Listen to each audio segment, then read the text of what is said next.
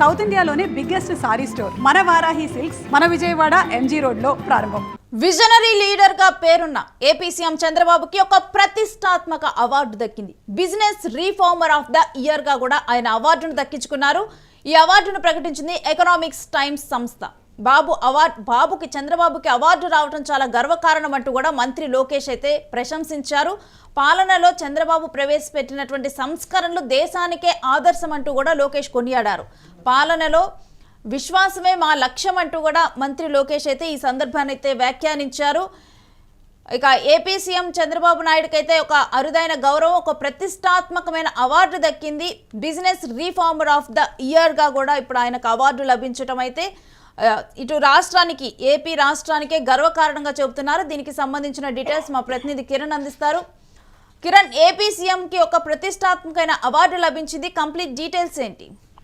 రేణు, ఆంధ్రప్రదేశ్ ముఖ్యమంత్రి నారా చంద్రబాబు నాయుడు పాలనలో పలు సంస్కరణలు తీసుకొచ్చిన నేపథ్యం మనం గతంలో చూసాము. 2014, 24 రెండు ఎన్నికల్లో ఆయన గెలవడం జరిగింది. గెలిచిన తర్వాత కూడా పలు సంస్కరణలతో పాటు పలు పారిశ్రామిక పెట్టుబడులు ఆకర్షించడం కానీ, పాలనలో మార్పులు తీసుకురావడం కానీ, కొత్త టెక్నాలజీ తీసుకురావడంలో కానీ సీఎం చంద్రబాబు నాయుడు ముందుంటారనే విషయం అందరికీ తెలిసినవే. అయితే ఇప్పుడు ప్రధానంగా ఏదైతే దేశంలో ప్రముఖ దినపత్రిక ది ఎకనామిక్స్ టైమ్స్ అందించే అవార్డు ఏదైతే ఈసారి నారా చంద్రబాబు నాయుడుకు వరించింది. ఏదైతే ఆంధ్రప్రదేశ్ లో వ్యాపార అనుకూల విధానాల అమలు, పారిశ్రామిక సంస్కరణలు, రాష్ట్రానికి పెద్ద ఎత్తున పెట్టుబడులు ఆకర్షిస్తున్నందుకు గాను business reformer of the year award ఇస్తున్నట్టు ఎకనామిక్స్ టైం ప్రకటించింది.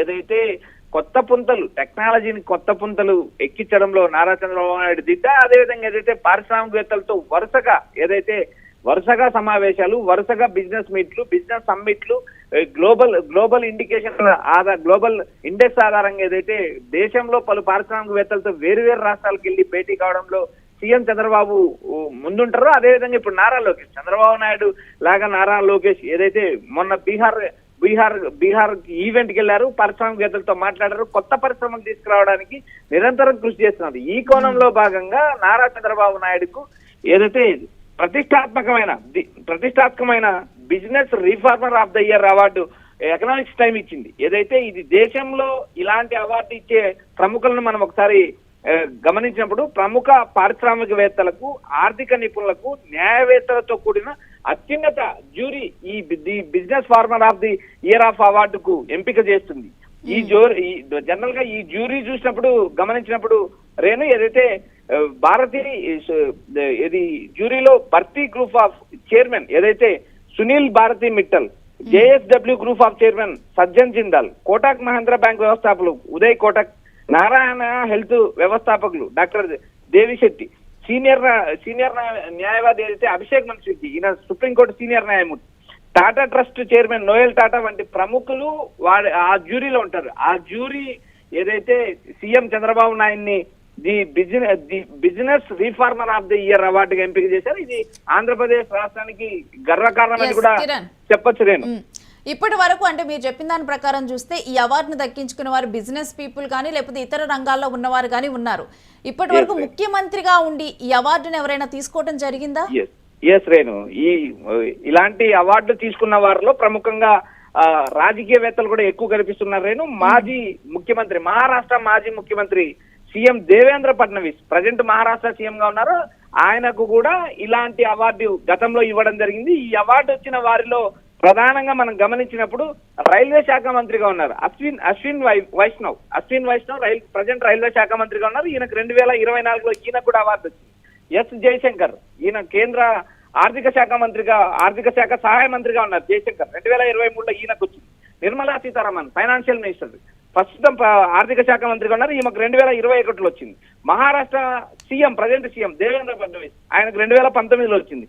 కేంద్ర మంత్రి అరుణ్ జైట్లీ, ఈయన ఆర్థిక న్యాయ శాఖ మంత్రిగా ఉన్నారు. ఆయనకు 2017లో వచ్చింది. పీయూష్ గోయల్ ప్రస్తుతం బీజేపీలో కీలక పాత్ర పోషిస్తున్నాడు, ఆయా రాష్ట్రాలకు ఇన్ఛార్జిగా ఉన్నారు, సెంట్రల్ మినిస్టర్ గా ఉన్నాడు. ఈయనకు 2017లో వచ్చింది. ఇలాంటి ప్రతిష్టాత్మక అవార్డులు ఇవ్వడం కొత్త అయితే కాదు, కానీ నారా చంద్రబాబు నాయుడు రావడం ఆంధ్రప్రదేశ్ గర్వకారణం అని చెప్పుకోవడానికి ప్రధానంగా వీలుంటుంది. ఏదైతే పాలనలో కొత్త టెక్నాలజీ వైపు కానీ ఈ ఏదైతే సంస్కరణల వైపు కానీ మొగ్గు చూపెడతా నారా చంద్రబాబు నాయుడుకి ఈ అవార్డు ప్రకటించడం జరిగింది రేణు. ఎస్ డెఫినెట్లీ కిరణ్, అంటే అధికారంలోకి వచ్చినప్పటి నుంచి కనుక చూస్తే అలుపెరగని పోరాటం, రాష్ట్రానికి పెట్టుబడులు తీసుకొని రావడానికి ఇతర దేశాలకు వెళ్ళటం కానీ ఈ ఏజ్ లో కూడా నారా చంద్రబాబు నాయుడు ఈ విధంగా కూడా మిగిలిన దేశాలకు వెళ్ళి కూడా రాష్ట్రానికి పెట్టుబడులు ఆకర్షించడానికి ప్రయత్నిస్తున్నారు, ఆయన అలు పెరగకుండా కష్టపడుతున్నారని కూడా చాలా మంది చాలా సార్లు కూడా కొనియాడారు. ఇప్పుడు దానికి దక్కిన గౌరవంగా ఈ అవార్డును చూడాలా?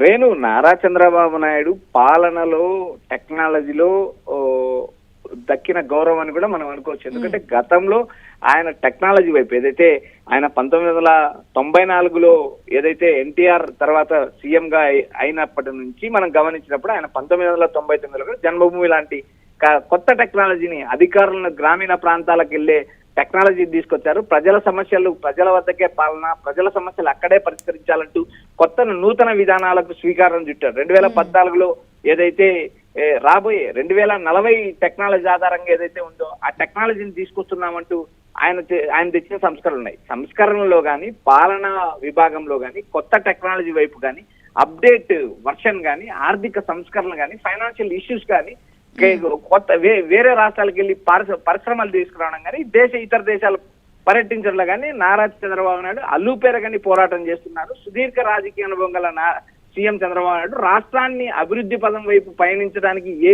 మార్గాలు ఉంటాయో ఆ మార్గాలన్నీ అన్ని అన్వేషిస్తారు. దాదాపు రోజుకు 17-18 గంటలు కూడా తాను కష్టపడతాను రాష్ట్రం కోసం అంటే ఆయన పలుమార్లు చెప్పిన విషయాలు కూడా మనం గమనించుంటాం. ఏదైతే ఈ వయసులో కూడా దాదాపు ఆయన 70 ఏళ్ల వయసు వస్తున్నా కూడా రాష్ట్రంతో పాటు రాష్ట్ర అభివృద్ధితో పాటు తాను కూడా పరిగెత్తానంటూ ఆయన ఓ క్లారిటీ ఇచ్చారు. ప్రస్తుతం ఏదైతే ఆయన గౌరవానికి, ఆయన పాలనా విభాగానికి, ఆయన సంస్కరణకి, ఆయన టెక్నాలజీకి వచ్చిన ఒక అరుదైన గౌరవంగా చెప్పుకోవచ్చు. నేను right, thanks for the details Kiran. ఇక ఎప్పుడైతే ఉమ్మడి రాష్ట్రంగా ఉన్నటువంటి తెలుగు రాష్ట్రాల నుంచి కూడా ఇప్పుడు ఏపీ విడిపోయిన తర్వాత కూడా ఆర్థికంగా కూడా చాలా వెనకబడింది. ఆర్థికంగా వెనకబడిన తర్వాత కూడా ఏపీలో సరైన ఆర్థికంగా పుంజుకోవడానికి సరైన రీఫార్మ్స్ కానీ విధానాలు కానీ ఇప్పటి వరకు కూడా రాలేదు. అయితే ఇప్పుడు అధికారంలోకి వచ్చిన తర్వాత కూడా కూటమి ప్రభుత్వం అధికారంలోకి వచ్చిన తర్వాత ఏపీ సీఎం చంద్రబాబు నాయుడు రాష్ట్రాన్ని చాలా కృషి పెడుతూ ఉన్నారు. రాష్ట్రాన్ని ఒక గాడిలో పెట్టేందుకు కానీ రాష్ట్రానికి సొంతగా కూడా ఇన్కమ్ జనరేట్ చేసుకునేందుకు, ఆర్థికంగా బలపడేందుకు, ఆర్థికంగా కూడా ముందుకు వెళ్ళేందుకు, ముఖ్యంగా ఆర్థికంగా ముందుకు వెళ్ళాలంటే కూడా పెట్టుబడులను ఆకర్షించాలి.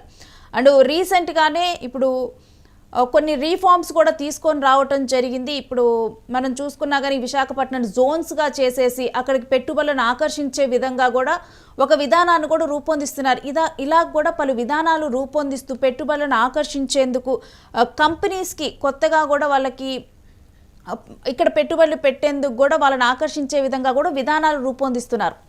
ఈ విధంగా కూడా చేస్తున్న కృషికి ముఖ్యంగా ఏంటంటే కొన్ని రోజులు ఏదో చేసేసి అలా వదిలేయటం కాకుండా కంటిన్యూస్గా కూడా కన్సిస్టెన్సీ రోజు కూడా ఒక క్లారిటీతో ఏం కావాలి, రాష్ట్రానికి ఏ విధమైన పెట్టుబడులు కావాలి, అలా క్లారిటీతో, ధైర్యంతో, కరేజ్తో కూడా ఒక కన్సిస్టెన్సీ రోజు కూడా దాని మీద వర్క్ చేస్తూ కూడా ఒక్కరోజు కూడా రెస్ట్ తీసుకుందామన్న ఇలా కాకుండా ఎప్పటికప్పుడు కూడా రాష్ట్రాన్ని ముందుకు తీసుకొని వెళ్దామన్న విధితో కూడా సీఎం చంద్రబాబు నాయుడు కృషి చేస్తూ ఉన్నారు. దానికి గాను ఆయనకి దక్కింది గౌరవంగా కూడా దీన్ని చూడొచ్చు. ఒక ప్రతిష్టాత్మకమైన అవార్డుని, business reformer of the year అవార్డును కూడా ఆయన దక్కించుకోవటము ఇక ఎకనామిక్ టైమ్స్ సంస్థ కూడా ప్రకటించడం జరిగింది. దీని మీద నారా లోకేష్ కూడా సీఎం చంద్రబాబు నాయుడిని కొనియాడుతూ కూడా ఆయన అయితే ఒక మూమెంట్ని షేర్ చేస్తూ కూడా దినపత్రికలో వచ్చినటువంటి ఒక కథనాన్ని షేర్ చేస్తూ కూడా ఆయన ట్వీట్ చేయడం జరిగింది. ఇక దీని తర్వాత కూడా ఏపీ సీఎం చంద్రబాబు నాయుడుకి అయితే అనేక మంది కూడా దాని కింద కూడా కంగ్రాచులేట్ చేస్తూ కూడా ఆయన కృషిని కొనియాడుతూ ఉన్నారు.